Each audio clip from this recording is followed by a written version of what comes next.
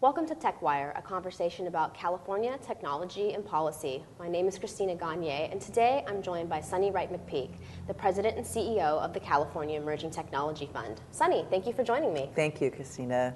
So the California Emerging Technology Fund has been running for 6 years. What are some of your biggest accomplishments? We think that the biggest accomplishment is we now have a movement in California where the leaders from the administration, the legislature, the California Public Utilities Commission that actually directed that CETF be established, our network of CBOs are all part of moving California at least 7 percentage points ahead of the nation in the adoption of broadband technology. And what are some of the challenges that CETF faces? I know that the organization has had a lot of success over the last 6 years, but what are some of the challenges and things that you want to tackle moving forward? You know, the biggest challenge probably is being able to get enough of leaders in communities throughout California to actually join in the cause. We also have limited resources, and after 6 years of operation, with the money that actually the state and the Public Utilities Commission has set aside, they directed $60 million be dedicated to the California Emerging Technology Fund, originally from AT&T and Verizon. And then the California Advanced Services Fund was established by the California Public Utilities Commission when Rochelle Chong was commissioner. And that fund is now at $225 million. Substantial dollars, but California is a very big state. So after 5 years of on-the-ground operations, what we have concluded and are communicating to policymakers is, in order to achieve our goals of 98% deployment, access to 98% of all residences in California, and 80% adoption, that is 80% of Californians at home are accessing the internet with broadband, that we're going to need more public policy and more resources. And so we're communicating that to everybody at this point in time. So our audience might not understand what are some of the issues around broadband. So can you highlight some of those?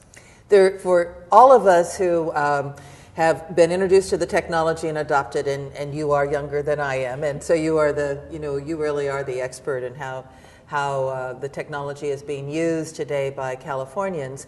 There is first knowing about it, having not only the access to the internet, but having a device, be it mobile or be it a computer or a tablet, that you can operate.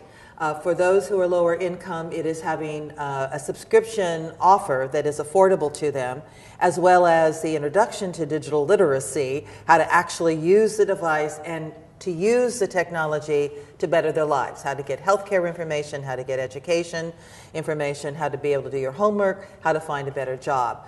Those challenges mean that for getting to our goals for adoption, we have to engage community-based organizations that are trusted in their communities, that are trusted messengers, to actually introduce the technology to potential users and to help them become users of it, to become digitally literate and to know what kind of subscription that they can actually purchase.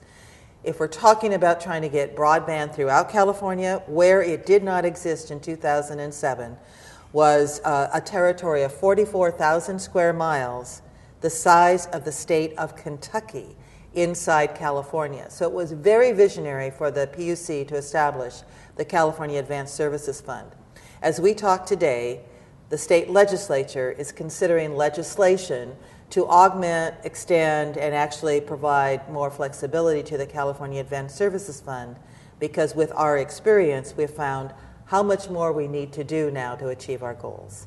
Does the use of smartphones impact broadband and its proliferation? A lot of younger people, as well as a lot of Latinos, will elect to get a smartphone or do a pay-as-you-go option. So how is that impacting broadband and bringing it into the home? The use of smartphones, that smart device that is mobile, handheld, is absolutely driving adoption in many, many communities. It is a great way for a user to be able to get information on access on the internet with great speed. They can also send photographs. There's a lot of sharing of that. What is important for policymakers to understand is that for students, particularly students in low-performing schools and low-income neighborhoods, it's pretty difficult to do your homework on a smartphone. And so there is an additional challenge for adoption if what we're interested in is a next generation of workers, the current generation of students who can gain the skills to move into the workforce, that we also need a device that is more capable of doing various functions than just the smartphone. But clearly, for many consumers, a smartphone, a mobile device, can be the gateway to other technology that is using broadband.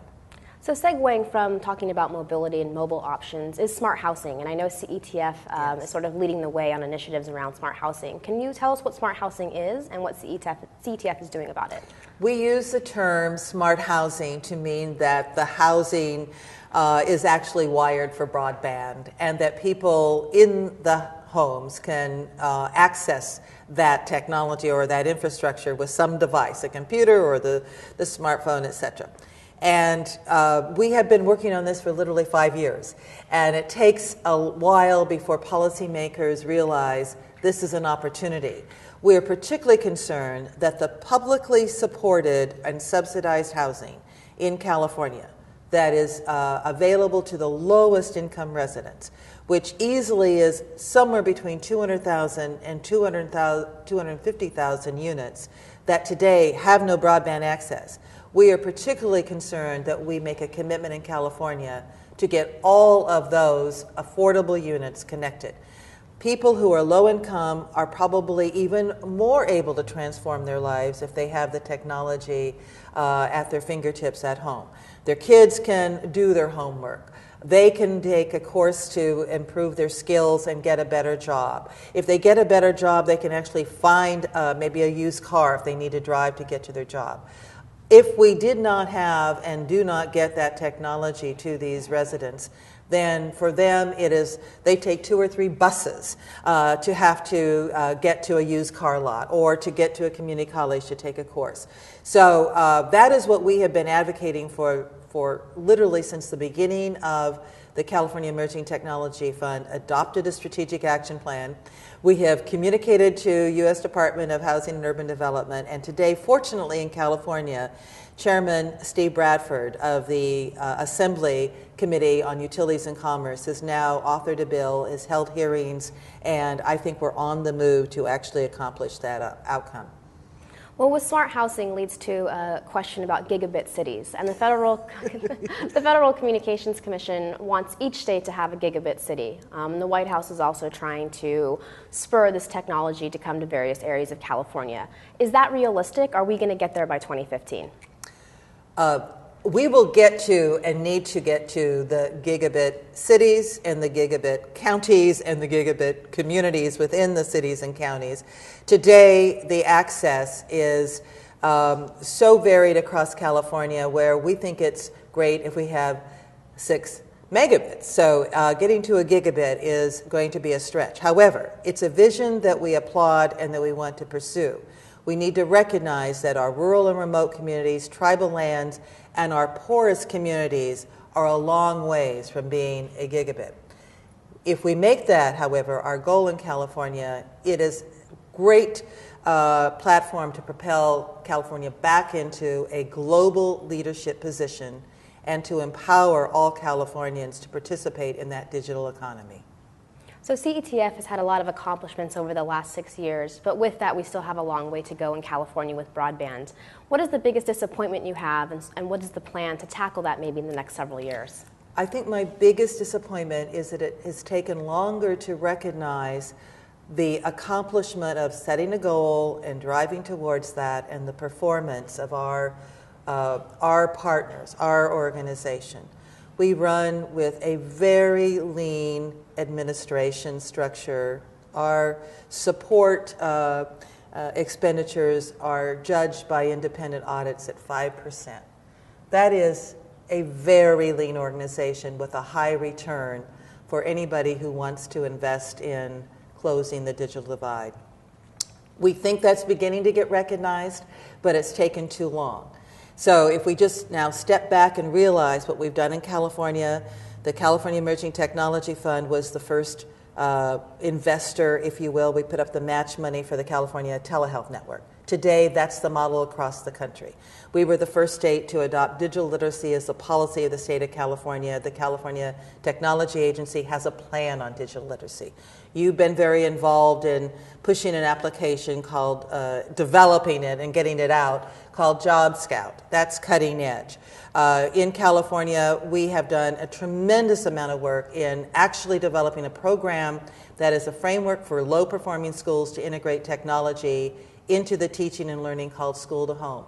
This is different and better than what's being done in any other state. We hope that that potential partners who can contribute, to put up money, to become investors in closing the digital divide would recognize it's one of the great things they can do to get a high return on investment. Well, I know many of our citizens and policymakers thank you and CETF for your leadership on this issue. The state really is leading the country in terms of broadband and digital literacy. Sunny, thank you for joining me today. Thank you, Christina. And thank you to our audience for joining us as well. Thank you for joining us at TechWire, a conversation about politics, technology, and California.